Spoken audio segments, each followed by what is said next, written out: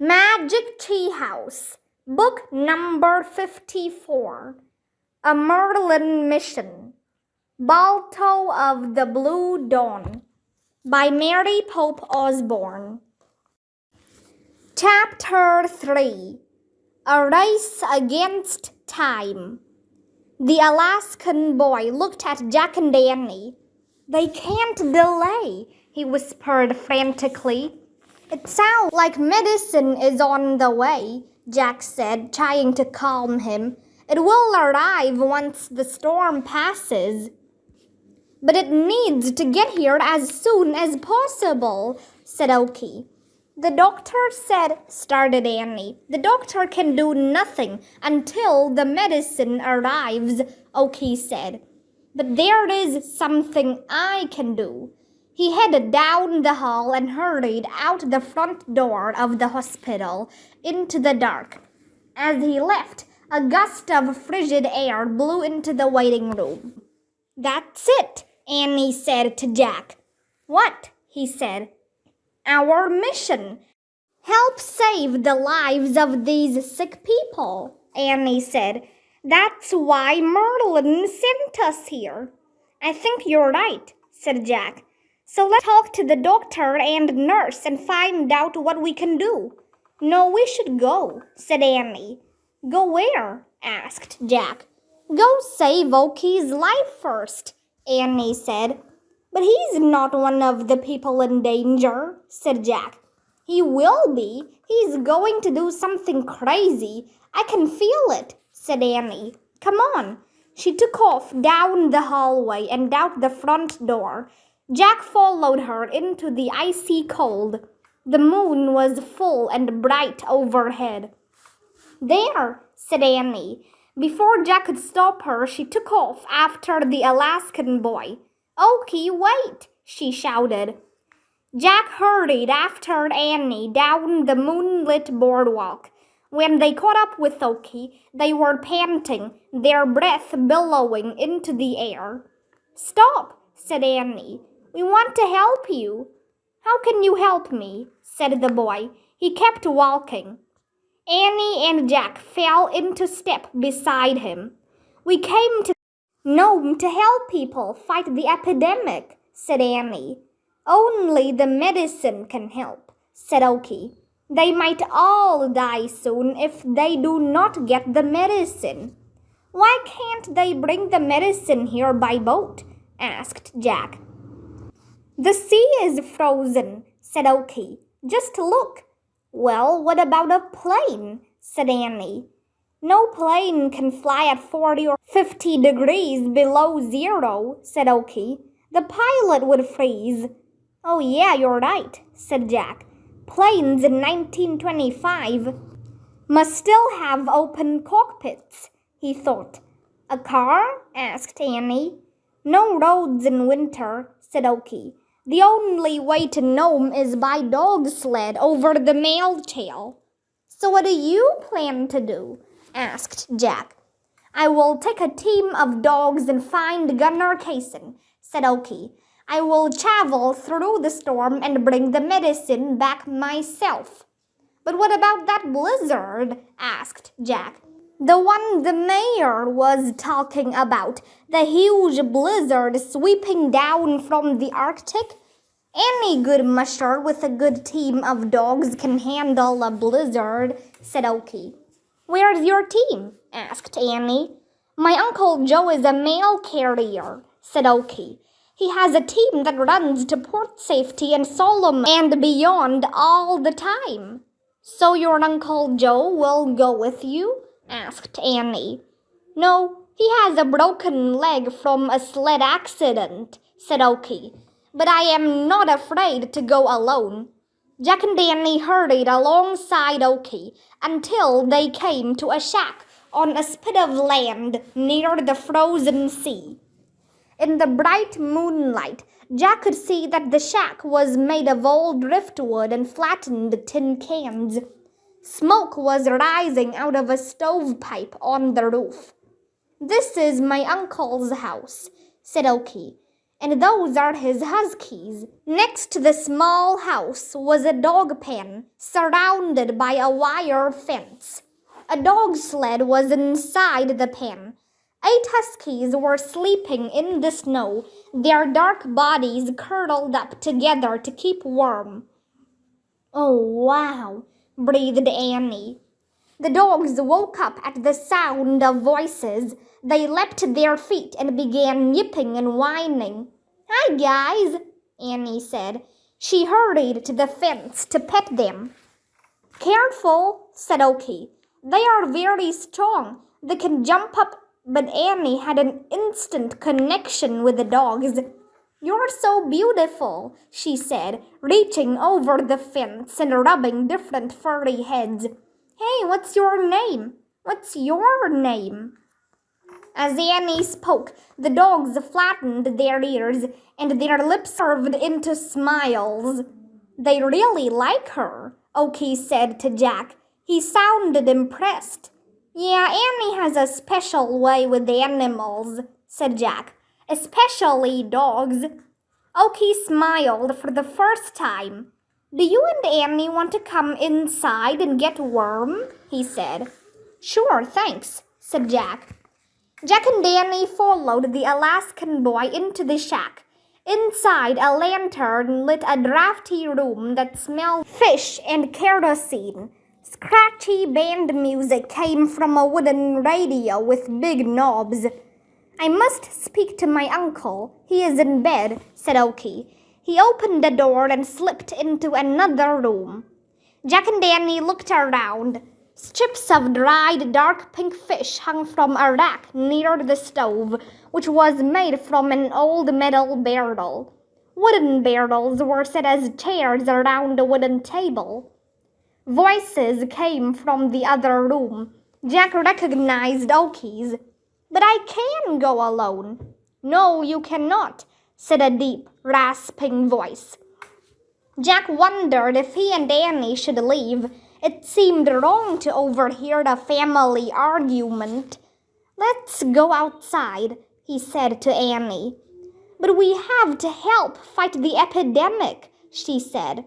"I know," said Jack. "Maybe it would be better to go back to the hospital and—" "Listen," Annie interrupted. She pointed to the radio. The music had stopped. A news bulletin had come on. "A desperate drama is unfolding in Alaska, in the town of Nome," the broadcaster said. "Nome," said Annie. She turned up the volume on the radio. "All eyes are on this small ice-bound town in the Northern Territory, where an outbreak of diphtheria has already claimed 5 lives. 20 of the best mushers and more than 160 dogs have been heroically running a relay across the frozen tundra. They must travel a total of 600 miles to get medicine from Nenana, Alaska, to the town of Nome." "That's us," said Oki, hurrying back into the room. "But now a blizzard threatens to curtail the efforts to save the residents of Nome," the announcer said. "The storm is expected to sweep down from the Arctic with 40-mile-per-hour winds and temperatures as low as 30 degrees below zero." "Oh man," said Jack. "It is unclear whether the mushers and their teams of heroic dogs will be able to continue," the announcer said. "The medicine is now in the hands of champion musher Gunnar Kaysen. Will he and his lead dog Balto be forced to stop their life-saving journey?" "Balto," said Annie. "Didn't we see a statue of him in Central Park in New York?" "Yeah, but I can't remember why he's so famous," said Jack. "Me neither," said Annie. "Will the blizzard keep the medicine from getting to the sick and dying in Nome?" the announcer said. "It's a race against time, a race against death." Then the man's voice turned cheerful. And now we return to the music of King Oliver's Creole Jazz Band. The lively music came back on, and Oki turned the radio off. I'm going. I'm taking the dogs, he said. He grabbed a burlap sack hanging near the door and started filling it with dried fish. I'll take this to feed them along the way. I'll find Kason. I know. Do not go, please. Jack and Danny turned to see a native Alaskan man hobbling into the room on a crutch. He had long jet black hair and wore a fur pullover with a hood. He had a weathered face and dark eyes. He barely glanced at Jack and Danny as he fixed his gaze on Oki. If Gunner, Kason, and Balto cannot travel in this weather, neither can you, he said. I can at least try, Uncle Joe, said Oki. I have to. He kept throwing fish into the sack. Do not go out there alone, Oki, rasped his uncle. You are not a champion like Sapala or Kason, and none of my dogs are as strong as Togo or Balto. It doesn't matter how great Kason is, said Oki. If he is sitting at the roadhouse in Solomon, if he waits for a good reason, said Oki's uncle. Any team can be lost in a blizzard. Let me go, please, Oki said, facing his uncle. No, shouted the man. Jack held his breath as he looked back and forth from Oki to his uncle. Annie started to interrupt, but Jack shook his head at her. This isn't our business, he thought. I have run the trail many times, said Oki. I can do it with my eyes closed. But I have always been with you, his uncle said. You have never gone out alone. I have to try, said Oki. Who will help you in a whiteout? His uncle asked. Who will help you if the ice breaks and moves out to sea? You will be gone forever. Maybe, but what about my mother? Oki cried. And my sister. They can't breathe. They can't swallow. They are on fire with fever. I promised them the medicine would arrive tonight. If it doesn't come soon, they will be gone forever. I have to hurry. You heard the radio. It's a race against death. Oki slung the sack of dried fish over his shoulder, picked up the kerosene lantern from the table, and hurried outside. Chapter 4. Champion Mushers. Stay with me, boy, Uncle Joe called after Oki, but the man's voice was lost in the excited barking of the huskies in the yard. Excuse me, sir, Annie said. What if we go with him? Annie, said Jack, shaking his head. The man turned and looked at Jack and Danny as if noticing them for the first time. Who are you? He said. Jack and Danny, said Annie. We're friends of Oki's and we're champion mushers. What? Thought Jack. Oki's uncle scowled. Champion mushers? How can that be? You are very young. We are young, said Annie, but we have great skills, right, Jack? She quickly added in a whisper, Gold dust. Oh, right, thought Jack. He nodded. We heard that lives were in danger here, said Annie, so we came from the United States to help. Help how? Said Oki's uncle. Took a team of sled dogs and help get the medicine here, said Annie. Right, Jack? Jack took a deep breath. He was a little nervous about losing their way and freezing to death, but he nodded again. We really want to help you, Annie said to Oki's uncle. The man stared at them for a moment, his face lined with grief. I don't know what to do, he said. I lost my wife and my 2 children 7 years ago in the flu epidemic. Nome lost more than 1,000 people then. I feared it is about to happen again. Tears started down the man's craggy face. Jack was stunned. More than 1,000 people died? That won't happen again, Jack vowed. We'll do everything we can. Thank you, but please leave my nephew here, said the man. Do not let him go. Oki and his mother and sister are all I have. Don't worry, we won't let him go, said Jack. Take my team. They are good dogs, said Oki's uncle. They have traveled the trail hundreds of times, delivering the mail with me. We promise we'll take good care of them, said Annie. Thank you. The man bowed his head. Thank you.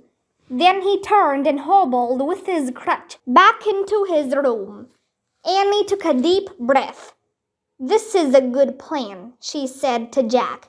Right? Right, he said.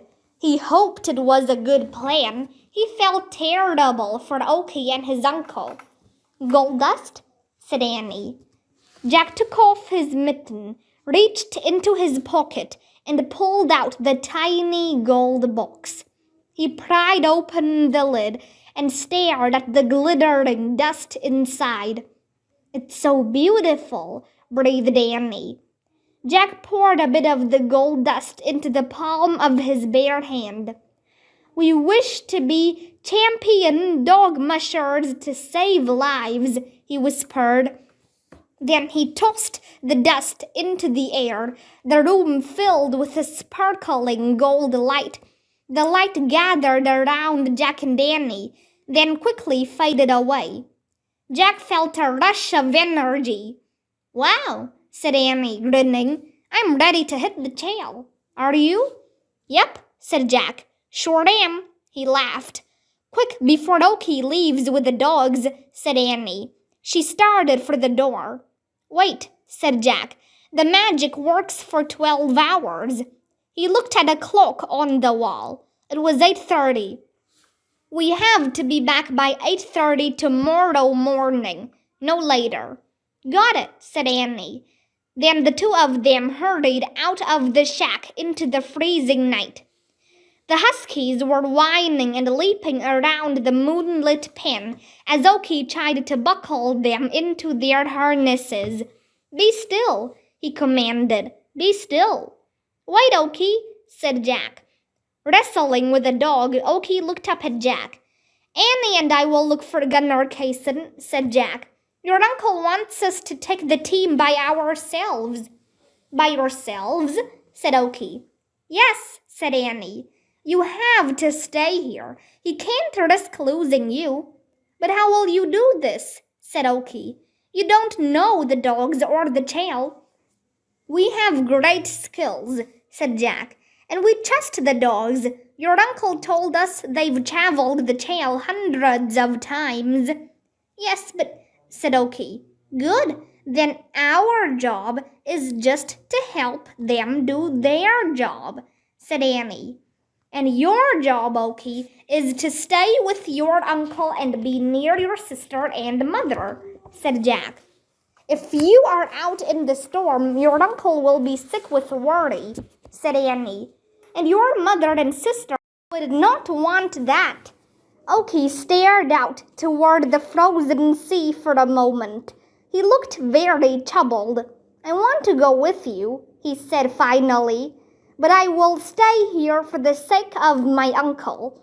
He held the gate open so Jack and Danny could enter the dog pen.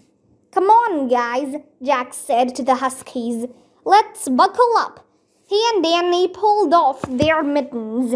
Even in the dark, they had no trouble hitching the dogs into their harnesses. I'll get the rigging, said Oki.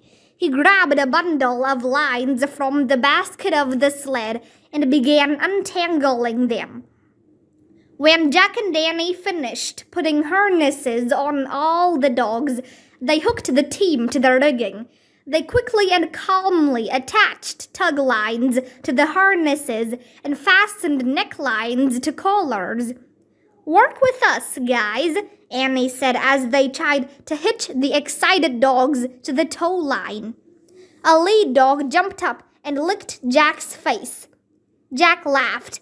He knew not to scold the dogs and risk dampening their enthusiasm. The team would need their high spirits to run the tough race ahead. Soon all the huskies were strung to the tow line, lined up in pairs. The two lead dogs stood proudly in front, their tails high, their noses sniffing the air. The bells on their collars jingled. Two swing dogs stood behind the leads. Two team dogs stood behind them, and two wheel dogs stood directly in front of the sled. "You guys are the best," said Jack. The dogs whined and barked as if eager to go. "You are both very good with the dogs," said Oki. "Be firm, be fair, give kindness and respect," said Annie. "That's how we always treat them, we promise." "Thank you," said Oki. Jack and Annie pulled on their mittens. "How far is Solomon?" Jack asked. "About 35 miles, said Oki. "In about 20 miles you will pass the roadhouse in Port Safety. Maybe 15 more you will come to the roadhouse in Solomon, where you will find Gunner Kaysen." "Any idea how long the trip should take?" asked Annie. "About 5 hours to get there," said Oki. "So around 10 to go and come back," Annie said to Jack. "No problem. Where does the trail start?" Jack asked Oki. "Just beyond the yard," said the boy. "Where you see tracks in the snow." "Got it," said Jack. He turned to Annie. "How about I drive first? You can sit in the basket and then we'll switch." "Okie dokie," said Annie. The dogs were still as she took her position in the basket of the sled. She sat on the wooden slats and held the side railings. Jack stepped onto the long runners that extended behind the basket.